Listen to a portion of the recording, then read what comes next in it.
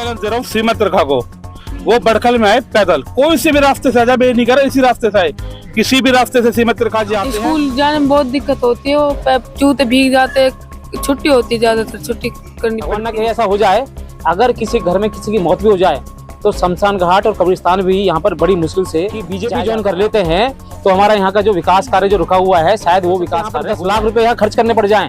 पर विधायक जी एक बार तो आ जाओ, बात कर लो।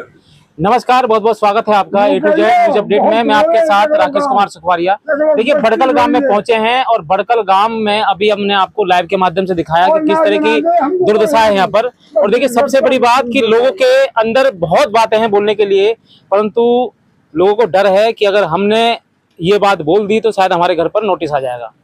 आप देखिए किस तरह का डर का माहौल बड़कल गांव के निवासियों में हमने देखा और हमने बात भी करी, कुछ बातें हमने इनकी रिकॉर्ड भी की, ये बोलते हुए कि अगर हम ये बात बोल देंगे कि हमें यहाँ समस्या ये है, हम दुखी ये है, तो हमारे घर पर नोटिस आ जाएगा। आप देखें कि किस तरह की यहाँ पर दुर्दशा है। और सबसे बड़ा जो बात जो हमने देखी, लोगों के अंदर डर भी है, मौजूदा जो सरकार है उसका डर है कहीं ना कहीं। अगर हमने सरकार की जो कमियां हमने दिखा दी तो आप देखें कि हमारे घर पर नोटिस आ जाएगा। और शायद जिस तरह से यहाँ पर तोड़फोड़ हुई है तो कहीं ना कहीं जब यहाँ बचपन से रह रहे हैं तो हमारा मकान भी कहीं ना कहीं नोटिस की चपेट में ना आ जाए।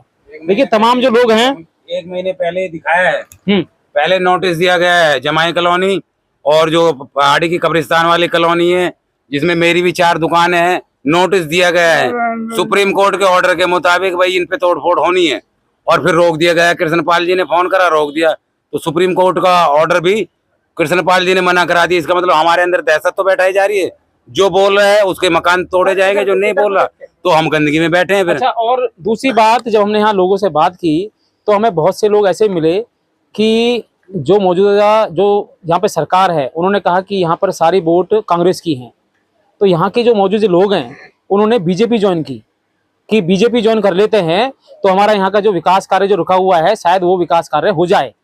परंतु बीजेपी ज्वाइन करने के बाद भी उनके साथ वही व्यवहार, ना विकास कार्य हुए, परंतु उनको खाली एक जो कहते हैं ना मीठी लॉलीपॉप, वो उनको देने का काम किया, परंतु विकास कार्य नहीं किया। आप देखें कि लोगों ने पार्टी बदल दी उनके कहने से कि शायद बीजेपी जो सरकार है मौजूदा कि अगर वो चाहते हैं कि हाँ बीजेपी के लोग अगर बन जाएं तो शायद यहाँ पर विकास कार्य हो जाए।